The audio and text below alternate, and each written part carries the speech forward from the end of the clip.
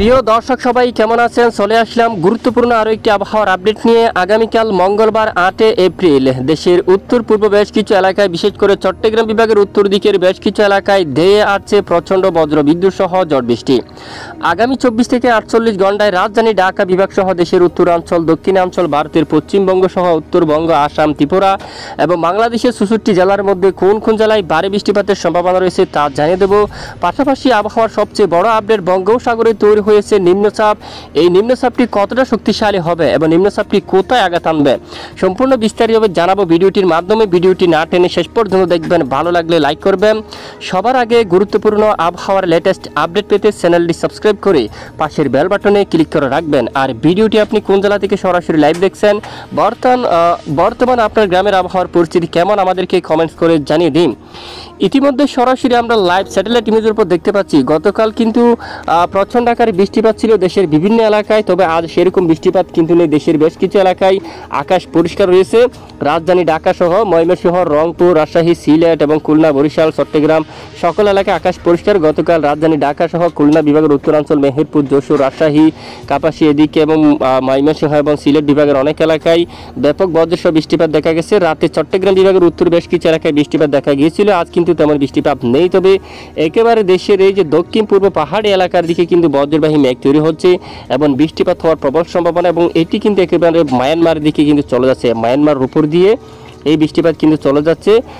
এখানে চট্টগ্রাম বিভাগের দক্ষিণ পূর্ব দুয়েক এলাকায় বজ্র সহ আংশিক বৃষ্টিপাত হতে পারে পাহাড়ি এলাকার দিকে। অন্যান্য এলাকায় মেঘের গর্জন শোনা যেতে পারে, তবে বৃষ্টিপাতের তেমন সম্ভাবনা কিন্তু নেই।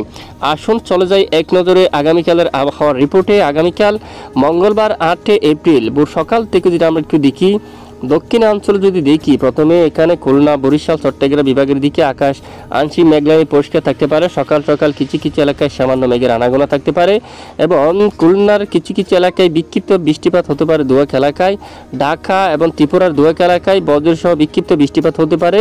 তবে বিকেল বা রাতে চট্টগ্রাম বিভাগের উত্তরাঞ্চলের দিকে ছাগলনাইয়া, মানিকচুরি, কাকড়াছড়ি, বেলুনিয়া, চমুহনি, লাকসাম অথবা আশেপাশে অঞ্চলগুলোর উপর, এখানে মগিয়াবাড়ি, এখানে এই যে এখানে ফেনী সহ মিরসরাই, এখানে কিছু কিছু এলাকায় বজ্রসহ প্রচণ্ড আকারে বৃষ্টিপাতের সম্ভাবনা কিন্তু দেখা যাচ্ছে। এটি কিন্তু চট্টগ্রাম বিভাগের উত্তরাঞ্চলে। তখন কিন্তু দেশের অন্যান্য এলাকায় আকাশ পরিষ্কার থাকতে পারে, বৃষ্টিপাতের সম্ভাবনা কিন্তু নেই। তবে এখানে চট্টগ্রাম বিভাগের উত্তরে বজ্রসহ প্রচণ্ড আকারে বৃষ্টিপাতের সম্ভাবনা দেখা যাচ্ছে। নতুন করে 9 তারিখের আপডেটে যদি আমরা একবার দেখি, 9 তারিখ সকাল থেকে একেবারে বিকেল বা সন্ধ্যায় যে রাত পর্যন্ত দেশের দিকে বৃষ্টির সম্ভাবনা খুবই কম, মূলত তেমন নেই।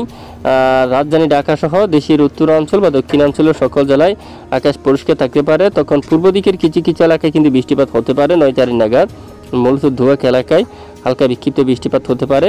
তবে 10 তারিখ কিন্তু আবহাওয়ার কিন্তু বড় পরিবর্তন দেখা দিতে পারে, বিশেষ করে রাত থেকে ঝড় বৃষ্টিপাত শুরু হওয়ার সম্ভাবনা। আমরা একটু নিম্নচাপের পরিস্থিতি আপনাদেরকে দেখাই। বর্তমান একেবারে মধ্য বঙ্গোপসাগর দিকে এদিকে কিন্তু একটি নিম্নচাপ সৃষ্টি হচ্ছে বর্তমান। এখানে একেবারে প্রচণ্ড আকাশ মেঘলা এবং ভারী বৃষ্টিপাতই কিন্তু হচ্ছে এখানে, এবং এখান থেকে মেঘের অংশ কিন্তু মায়ানমার উপর কিন্তু প্রভাব ফেলতে দেখা যাচ্ছে, এবং এটি ধীরে ধীরে আগামী 2 দিনের মধ্যে বাংলার দক্ষিণের উপকূলীয় অঞ্চলে কিন্তু প্রভাব ফেলতে পারে।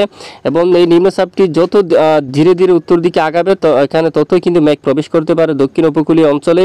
এবং বৃহস্পতিবার 10 তারিখ নাগাদ মধ্য বঙ্গোপসাগরে ঝড়ের তাণ্ডব চলতে পারে, বিশেষ করে বঙ্গোপসাগরে ব্যাপক আকারে বৃষ্টিপাত হওয়ার সম্ভাবনা থাকবে। দেখুন এখানে লাল হলুদ রঙের এই স্থানে ব্যাপক আকারে বৃষ্টিপাত থাকতে পারে এবং ঝড় হাওয়া কিন্তু বইতে পারে বেশ কিছু এলাকায়।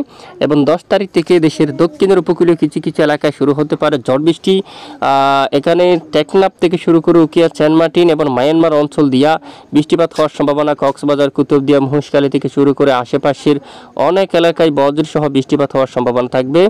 এবং 10 থেকে 11 তারিখের মধ্যে বিশেষ করে নিম্নচাপটি একেবারে দক্ষিণ পূর্ব টেকনাফের উপকূলীয় অঞ্চল দিয়ে কিন্তু প্রবেশ করার আভাস দেখা যাচ্ছে। আবহাওয়ার ইউরোপিয়ান মডেল কিন্তু আবার দিচ্ছে।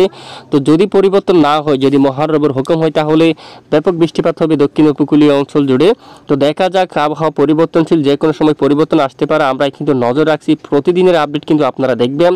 তো ইতিমধ্যে দেখা যাচ্ছে টেকনাফ সহ এখানে অনেক এলাকায় ভারী বৃষ্টিপাত থাকার সম্ভাবনা রয়েছে।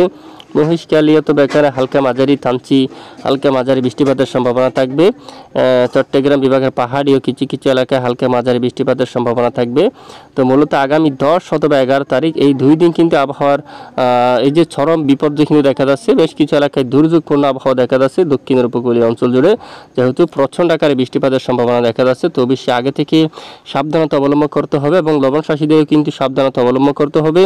তো দেখা যাক, আমাদের সঙ্গে থাকবেন, আমরা কিন্তু নজর রাখছি ঝড়ো হাওয়া কেমন বইতে পারে। বর্তমান যদি আমরা একটু দেখি, এই যে বঙ্গোপসাগরের দিকে দমকা ঝড়ো হাওয়া 50 কিলোমিটার পর্যন্ত রয়েছে এবং এটি ধীরে ধীরে এই যে স্থলভাগের দিকে প্রবেশ করার সময় কিছু কিছু স্থানে প্রায় 60 কিলোমিটার উপরে কিন্তু দমকা ঝড়ো হাওয়া কিন্তু বয়ে যাওয়ার সম্ভাবনা কিন্তু থাকতে পারে অনেক স্থানে। দেখুন, তো আমরা একটু স্যাটেলাইট ইমেজের উপর চলে যাব বর্তমান উপগ্রহ চিত্র মোডে।